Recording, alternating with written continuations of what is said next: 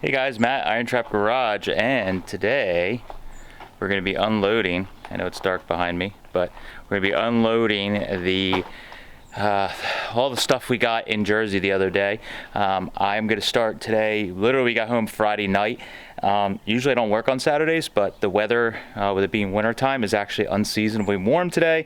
I think it might rain or snow tomorrow, so I want to get this 39 Ford out of my trailer. The Lincoln's probably going to stay in Mike's trailer for just a little while until we can get some room, because we are kind of full up right now. Of course, it happens quickly. I'm going to get this car unloaded by myself. Moon's going to do his favorite thing and get to inspect a trailer full of stuff that smells like mouse, raccoon, who knows what, but he always loves this part. It should be a lot of fun, and we'll take a look at the car a little closer. Come on. What do you see?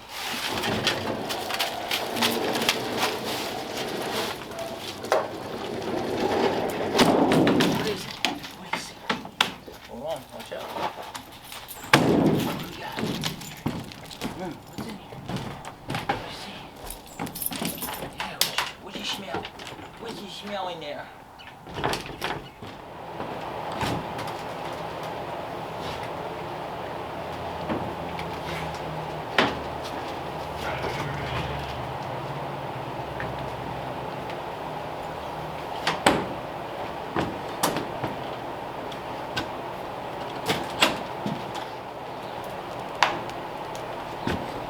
This thing has almost flat tires.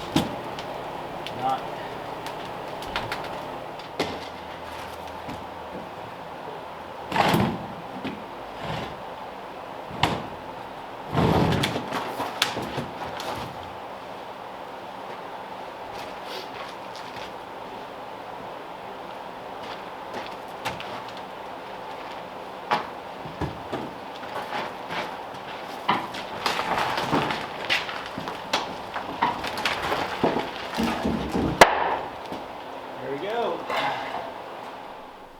Alright, so got the car off the trailer by myself, and went pretty well. The tires still had some air in it from sitting around.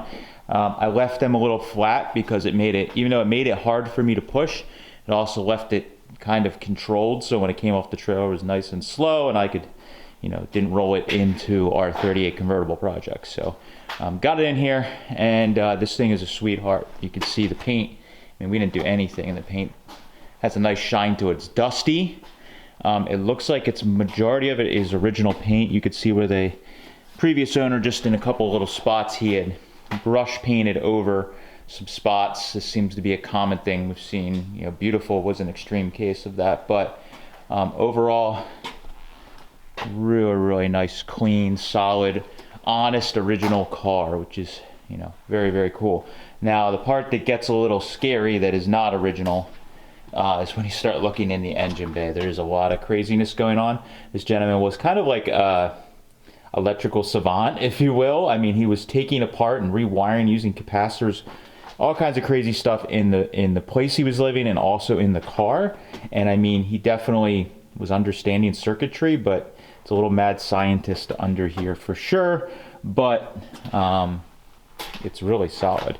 So you could see he had kind of the most, step over here. One of the craziest looking things is you see that there's this coil that he has mounted up here on a block of wood and piece of plastic or whatever for insulator.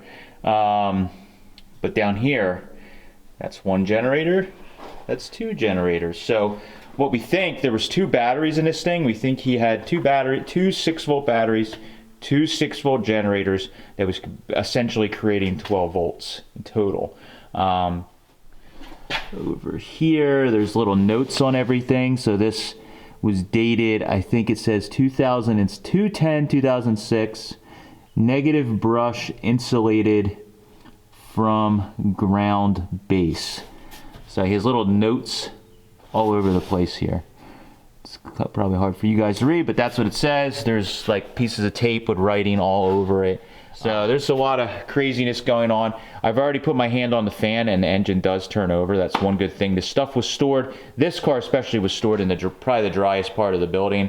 The Lincoln was stored outside, but that also does turn over. So inside the car, is really nice. I mean, this is like a, I don't know if the interior maybe at some point in its life was redone. This seat, to me, that just looks too nice.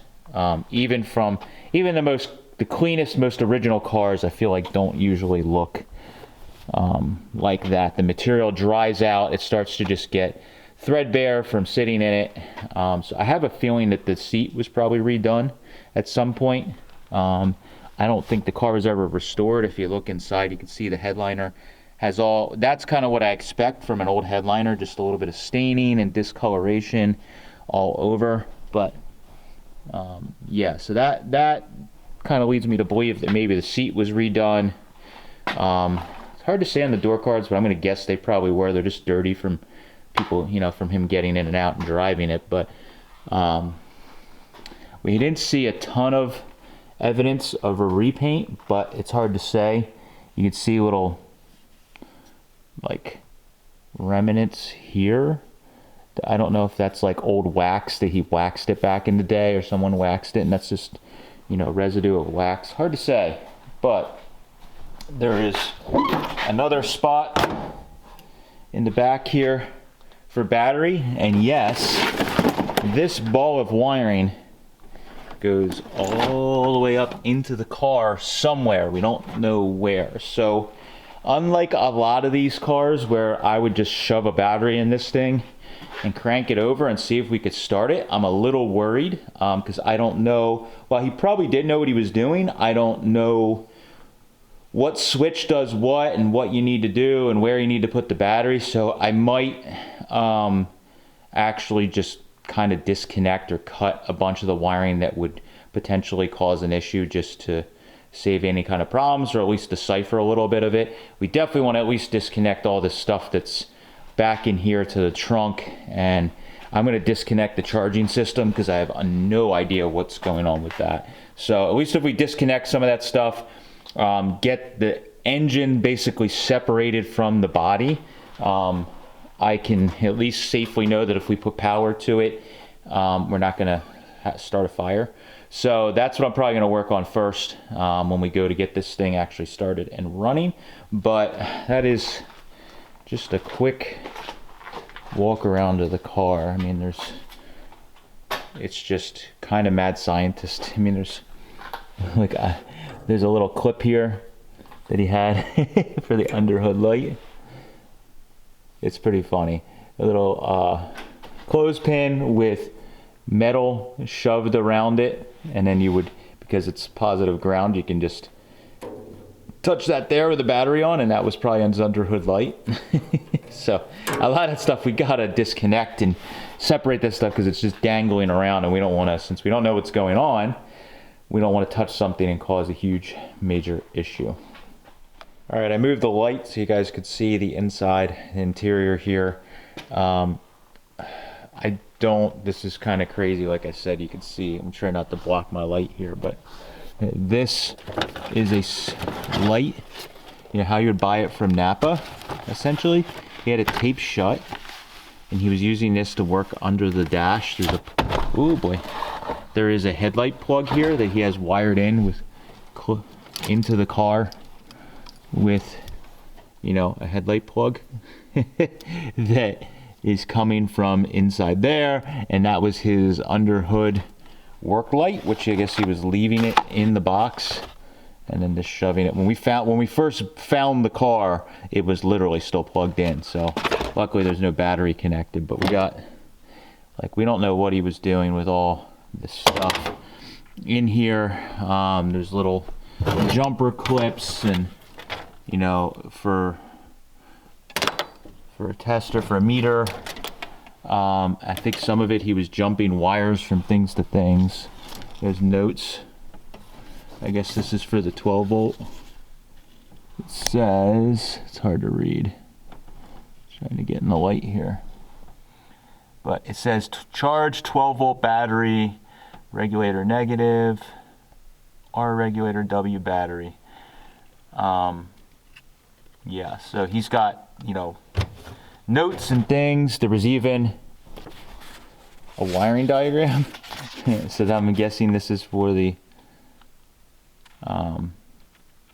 let's see, heater, defrost, 6-volt start. This is all his wiring notes that he had from 2012. Adjust mixture with choke, idle with throttle. So he also must have been adjusting stuff with the mixture with some of these knobs here or original stuff in the dash. So like I said, we're gonna have to go and take, I mean, there's like all these crazy switch boxes and, you know, other switches and things and wiring hanging underneath of this thing. So we're gonna try and extract all this extra stuff that's not original from the car, and that way we can kind of safely start the thing up. But pretty wild stuff.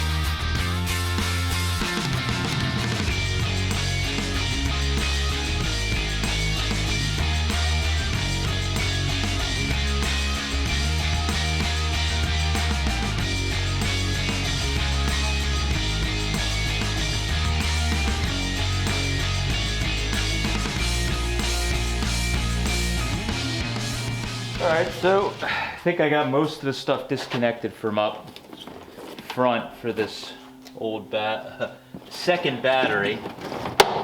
So I'm hoping, it's like all kinds of these alligator clips everywhere. I don't really know what they were doing, but try officially all this wiring.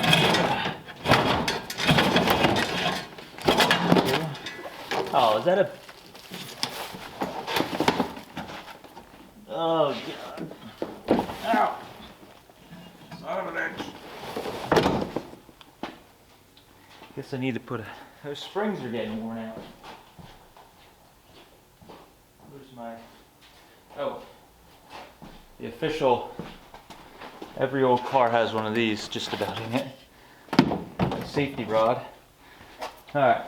Pretty sure... Oh, God. Great. Yeah. Really? I thought it was a t-shirt. You're kidding me. Yeah, so he was using for his insulation around the wiring some tighty whities. Size 34 Hanes. There's two of them. He had cut a hole right in the crotch area, and he had the wiring running through the tighty whities. Now that's a first. And now I have to go wash my hands because that's pretty great. To tell you what's gonna happen to these things. Oh, mine Moon's bed. / Mike's seat insulation. This is going right in the freaking stove. I'm gonna sacrifice a... They're going right in the stove. Close the stove. Those suckers are gone. Goodbye. Alright, so while the tighty whities are burning, I got my hands washed. We can wiring mess up. This is enough wiring to like wire a bedroom in a house. Crazy.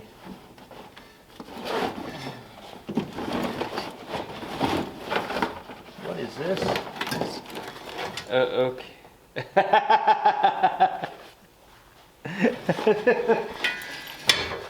Oh my god. Got wiring all over the place. I gotta show this. This is great. So in this secure safety device here, in an old milk container with a piece of string wrapped around it, we have the starter solenoid with some alligator clips. Yeah, sweet. That's a new one. It's actually a good old solenoid. Probably still works. Might keep it. Scavenge it. Wow. Look at all this wiring. I mean, all this house wiring. Great.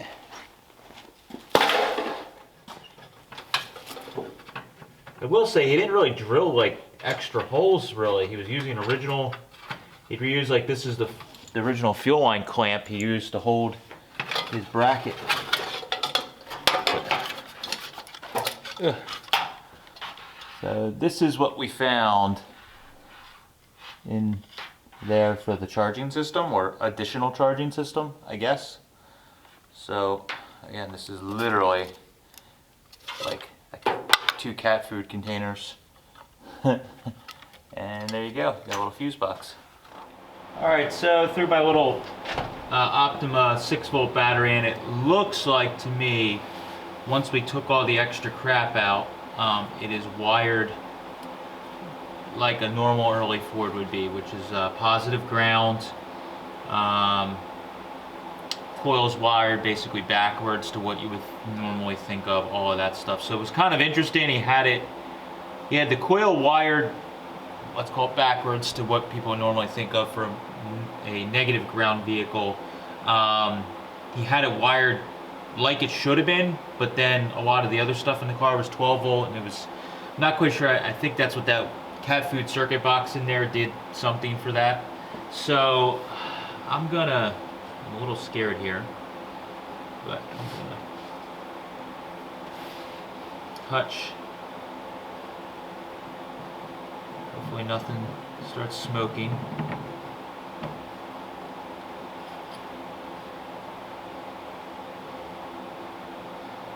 I didn't really clean these terminals, so.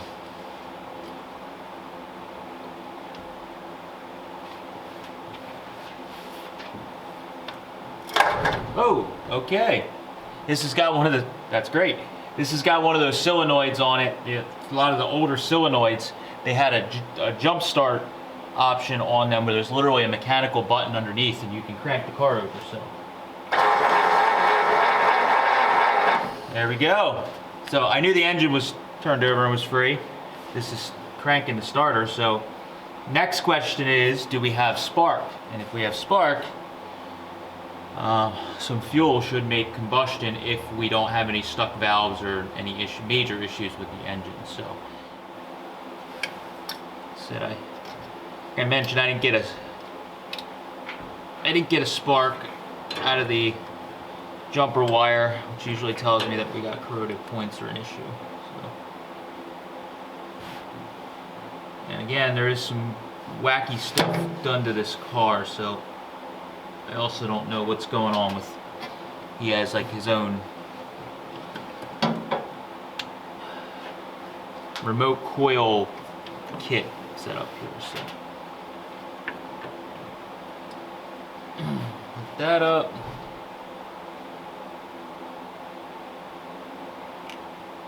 That up.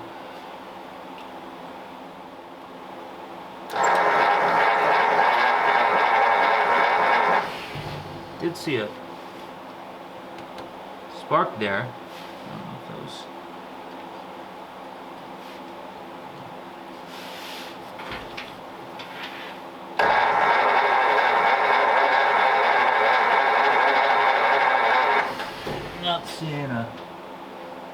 Not seeing a spark. So probably gotta file those points. Not a surprise. All right, so we hooked up a 12 volt setup here, changed the coil, and we're gonna try and make this thing run. Maybe we're definitely getting spark now. Spray a bunch of shit down in there. Oh, you can follow. Go ahead. Okay.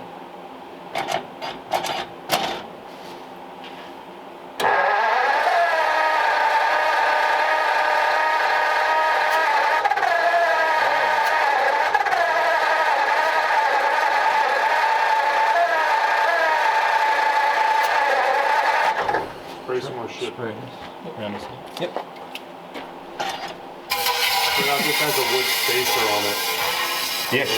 Yeah, I don't know what that's gonna do. I'm assuming he ran it with all this nonsense, so. Right.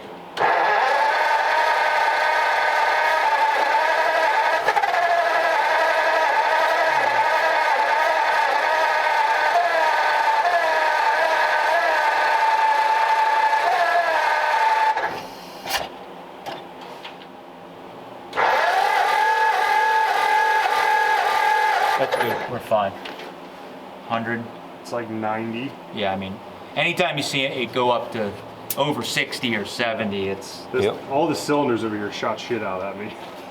I could smell it, yeah. Ready? It's over 100.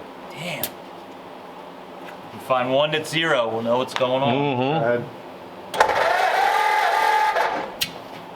110 on Holy two crap. cranks. Go ahead. That Even one's- better. 120.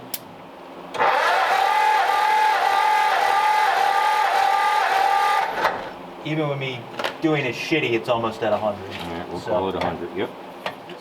And stand on your head while you're doing it. Yep, it's What's plenty. that? Well, almost 125, Oh, 120. 120.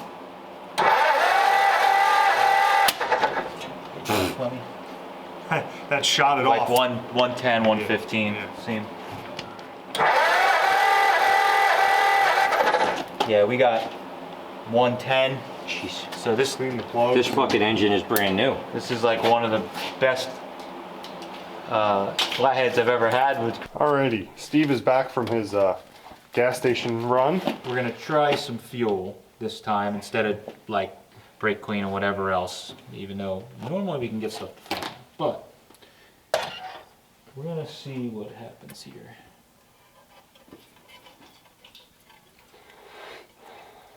Positive, positive, negative, negative. Power for the coil.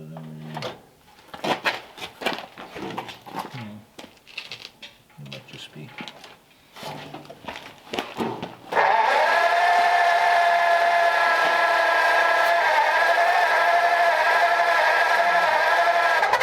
Let me give it some mo. There it went. Yep.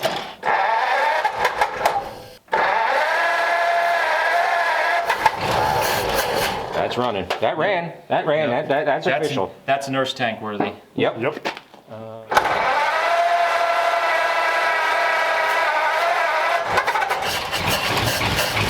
Yeah. But With the distributor, with that clear top, you can see the point sparking. oh, I thought something was wrong. No, I'm sorry. I was just. It just. Amazed you.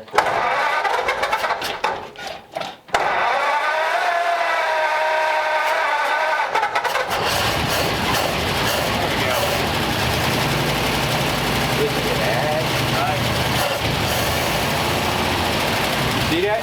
That's a little aim. Not running great, but it's running.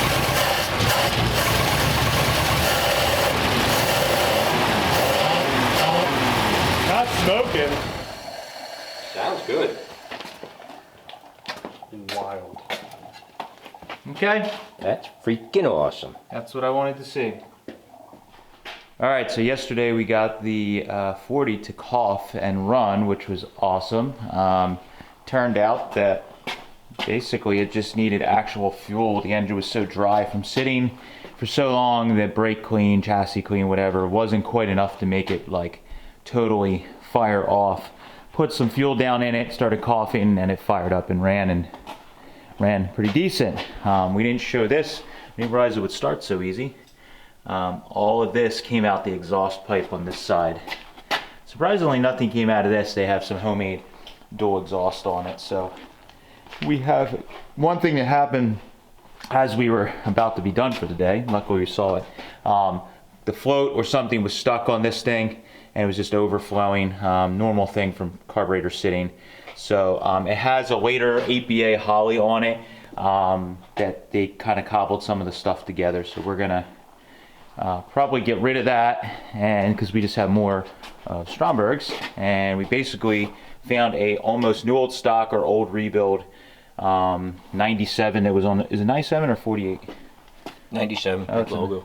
Big logo. Oh yeah. Oh man, this car's getting a big logo. Yeah, so we got a 97 on my shelf of Strombergs, and it needs very little work. Basically, Steve just took it apart, checked everything out. It's checking the float level, and then put it back in the car, and hopefully we should have a carb that doesn't leak, is all set up. And then we're going to work on draining the gas tank out. This fella had some wild ideas with fuel and electrical and all that stuff. There was some kind of clear plastic fuel line that was running out of the bottom of the tank. He has like just a brass petcock in the bottom of the tank where the drain would normally be, that he was pulling fuel from, and then he had a little electric fuel pump that is hard to see, but it's down. Maybe you can see it down right in there. And then he was using what is normally the feed line as the return, and then he had some kind of that pipe fitting T that was, I think he thought would act as a return, but he didn't quite have it hooked up right anyways. We're gonna get rid of all that. But when I got a little bit of the fuel, when I was pulling the fuel lines out, it stank like some kind of mixture of, I don't know, moonshine, rubbing alcohol, kerosene. I could not get the smell off my clothes. It was terrible, worse than old gas. So we need to get that outside then, and we're gonna drain that out, and then we can get it.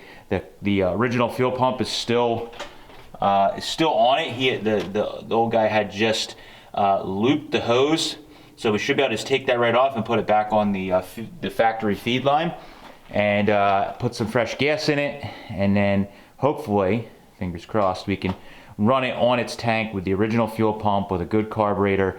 And once that's good, then we know we can kind of undo some of this other stuff that's on here. But Steve's gonna have to delete the wood spacer here that we have underneath the carburetor. We're gonna have to get rid of that sucker in this round of changes. But hopefully here soon we should have this thing purring on its own gas tank and fuel pump.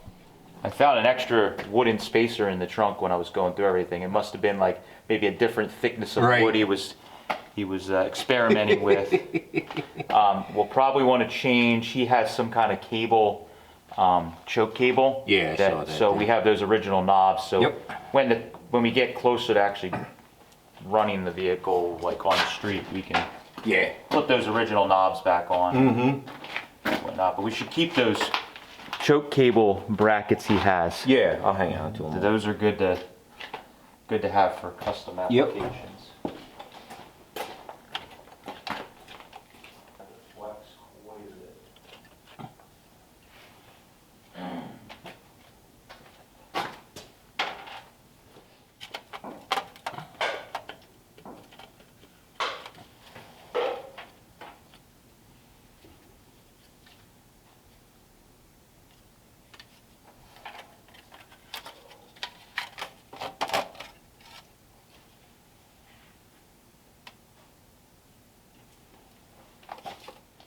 Three original studs with the nuts and the things. Perfect. And an extra gasket. Well, homemade gasket, but still. Yeah. Perfect. We'll say that he was very, meticulous with that stuff. Let me put the original studs and all that back in if I want to change that out. My piece of wood goes bad. Yeah. All right, so Steve put another Stromberg on here that was checked over, and Got our nurse tank, so we're gonna try and fire this thing again with a carburetor that's maybe a little more fresh, and we'll see what happens.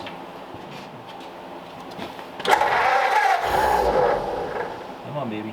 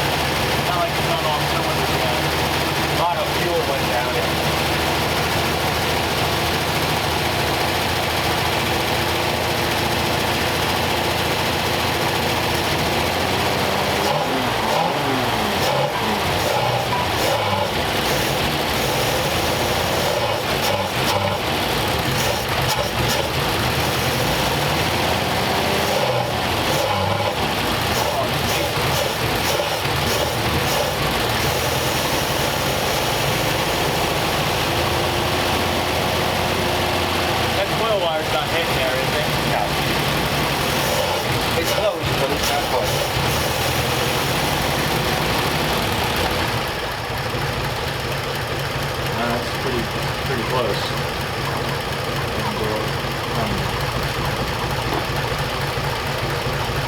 Damn.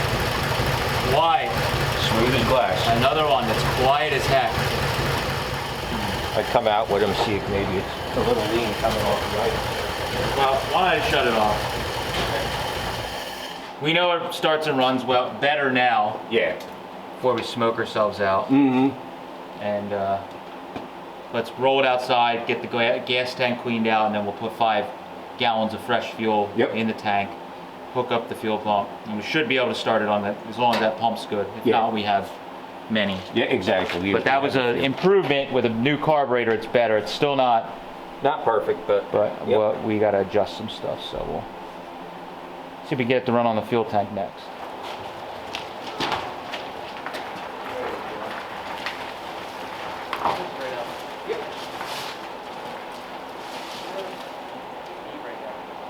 Oh, nice. All right, so we got the car outside. There is a little petcock that the gentleman had put underneath there, and there's also some twine under there too, for bonus. But there is a petcock there, so we're gonna try and turn that.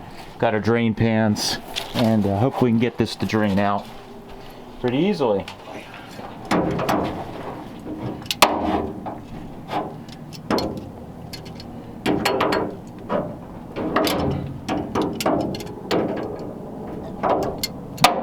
Ooh. That does not look happy, whatever that is. Nope. That is nice and molassesy.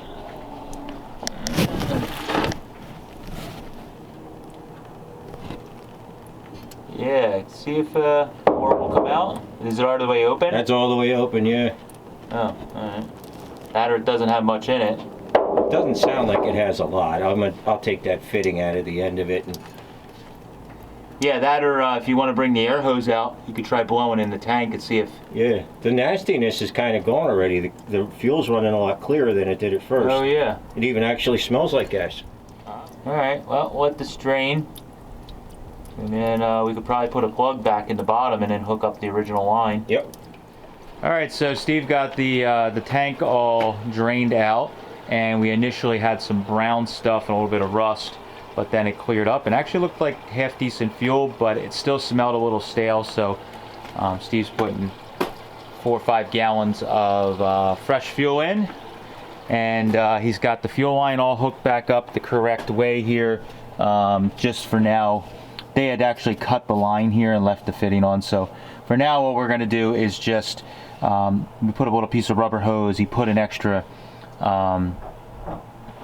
filter on there, and we're going to see if this pumps fuel. So he left this just a little loose with the clamp here, so as we're going to try and run it, and hopefully we see this thing start spitting some fuel and we can quick shut it off and get it primed on the fuel that's in the carb, and then we can tighten it all up and hopefully we should see it run. So fingers crossed.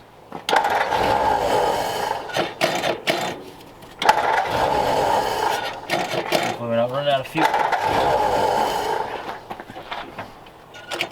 We might be running out of fuel. Shouldn't be already. the pump doing. Oh, there it goes, it's pumping. Yep. If it catches up before the carb runs out of fuel. Yeah. Yep, sucked it right up. Go. Happily running. Yep. Sounds better already. Nice. All right, so we got the fuel system all hooked up and it's working pretty good now. We had to change the fuel pump. The fuel pump was bad on it, and we actually think he might have raised the pressure on the fuel pump because it was immediately overflowing the carburetor, and it was filling up the little plastic filter like instantly. So seems to be pretty good, and we don't see a ton of I don't see a ton of dirt coming in that filter. So again, for everybody that's going to scream at us like a lot of videos, that filter is literally just to run the car and make sure we don't get a ton of rust in there. So now that we're seeing that it's looking pretty good, we're going to take that off. I know, plastic filter, engine, hot, fuel, boom. So don't worry about that. We were able to switch some stuff around, and we now have the 6-volt battery in the car and are cranking on 6 volts, and it seems to be it did fire up. What we found was he had something bypassed in the wiring, that the ignition switch is not sending power to from the ignition switch to the coil. So we ran a jumper wire and it fired right up on the 6 volt and was fine. So what we're going to do is fire it up and run it, and I'm going to get in it and move it under its own power for the first time of us owning it, put it back in the garage, and then we're going to tinker with the wiring a little bit. And but it's running on the gas tank, fuel pump, another carb. It's almost drivable. We're very close. So close. All right, we're going to have to open the garage too. Go. Perfect. Let's open the garage. Hey, that's awesome. We also need to connect the steering because I found the keys.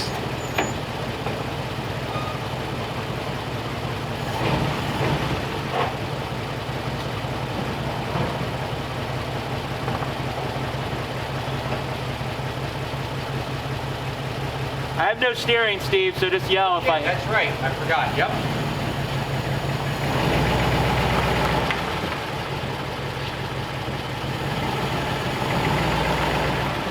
How am I looking? Good, perfect. Yes, you're doing fine. Doing good.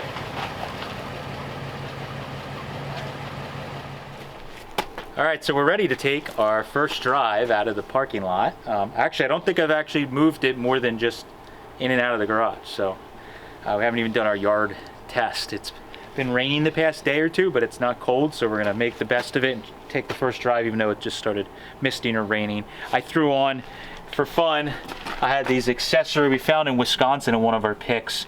These very rare accessory, the 39 Mercury accessory trim rings for wide 5s. And they fit really, really tight, and the rim can't be tweaked at all. I think I got them on good, but we're gonna have to keep an eye out while we're driving around town that we don't lose a hubcap. But we got everything together on the car. Steve had been tinkering away on it, I had been tinkering on it, but we got everything pretty much sorted. Steve put a new set of upper hoses on, reproduction ones we had.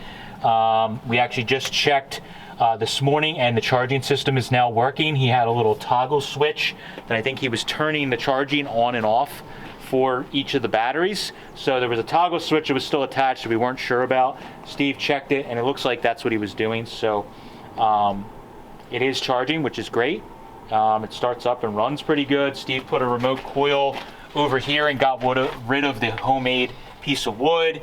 We put a normal remote coil adapter kit, although I will say his kit did work flawlessly. It wasn't as smooth of a conversion as I would like. So everything's pretty much together. It seems to be okay. Mike and Steve noticed door jam here. I haven't even seen it yet. We were wondering why this thing had such great compression and runs so well. Where is that? Right there. Oh, right here. Steve and I were discussing where the car came from, so I decided to look to see if there was any hints. So there's an old tag here that says service tag, rebuilt motor at 72,700. and it has 78,915. I'm gonna guess by looking at this is maybe something that he put on, but it's hard to say. But it's super cool. It's over top of another tag I can see. Oh, is it? Underneath of it, there's another lube tag. And then there's one here that says the wheel cylinders, rear drum seals, rear brakes, master cylinder, axle seals were all done at 78,500. So I'm going to guess he was putting these tags on when he was doing this stuff, but we found remnants of engines that were taken apart in all his box of stuff, and some of the stuff we left behind because it was old, valves and pistons and things, and we got a ton of that. But that probably makes sense because maybe he rebuilt the engine, not sure, but it has fantastic compression, whisper quiet for a flathead, so we're as close to a new 39 coupe as we could get, or we'll ever see probably. So super, super cool. So we're gonna take it, put some gas in it. I think it's only got 2 or 3 gallons in it, hopefully enough to make it a mile or 2 down the road. See how it drives. The brakes seem to be fine on it, and it should be good. So we'll see what happens. Steve's gonna wait in the shop and you got your cell phone, right? Yes, Steve will be our road service if we need it. All right. All right. So we had this running today already. Thing's awesome. On 6 volt, just boom, fires right It's up. almost as quiet as the 39 convertible sedan. Yeah. Well, this thing probably the throwout bearing doesn't make crazy noise. Yeah, that was not good. I don't know if the wipers work or not, but oh, they're trying. Come on, baby. Something needs some help. We're just gonna leave those alone. Leave the window open a little bit. We're gonna probably get some fogging here, but Hold your breath. I noticed the clutch lets out real high, but It's a total opposite of the 39 Vert where that lets off on the floor. all my cars, every car is so different.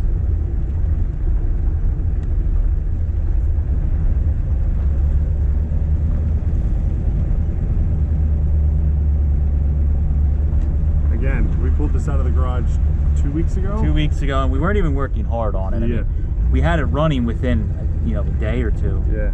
A couple days or whatever, had it running, and if we were actually focusing on and weren't juggling projects, probably would have been within a day or two. We could have had it this far. Yeah. Is the trunk latched? I don't know, you can check it. Brakes, Well, not bad. not terrible. Either that or it could be the tires are square, and we're hearing it. Trunk's latched. Yeah. It just sounded like something was. Well, either that or the shocks. It could have shocks that are junk and they're rattling around. True. Could have square tires, which is very. Never looked under the car. No, I've never even put this on the lift. Steve did connect the steering back up, so that's good. Yeah. This is the first time it's left the driveway. Yeah, good power.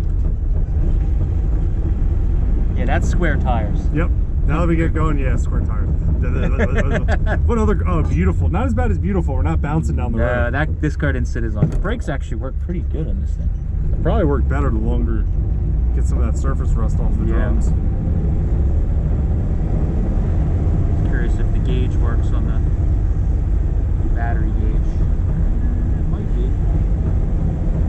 Yeah, I think the battery gauge is working. Nice. Guess we'll see if Got 30 or 40 pounds of oil pressure. That's working. So we'll see if the fuel gauge works when you fill it up. yeah, because right now it's showing dead empty.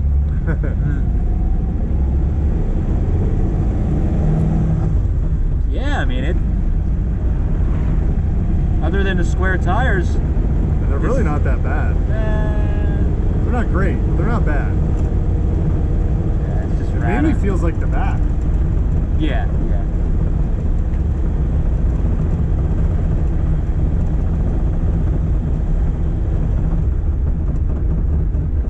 Dunk, dunk, dunk, dunk, dunk. Yeah. Somebody hanging right behind our ass, of course.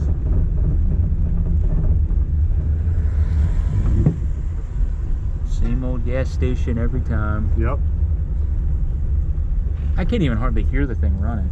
It's crazy. It's like the 39 Vert. Just silent. We're filming a video on it. Business expense. Business expense. That's a write-off. Yeah, that is a write-off. You'll have all the hubcaps, right? Yeah, check that, please. Yep, all still there.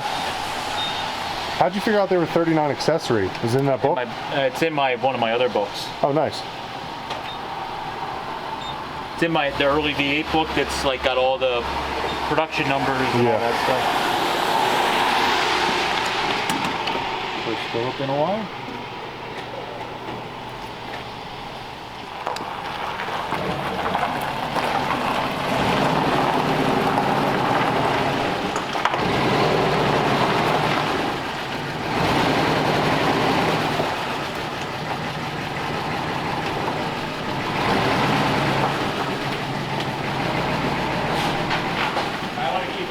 Yep.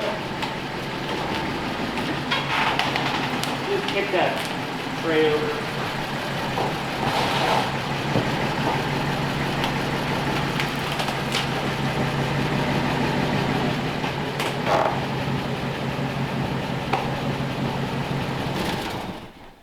All right, so successful test drive. Obviously with the weather, we didn't want to take it too far. It was raining and getting worse. So the wipers need some work. We found that out as soon as we left that they were not working very well. So we had no wipers.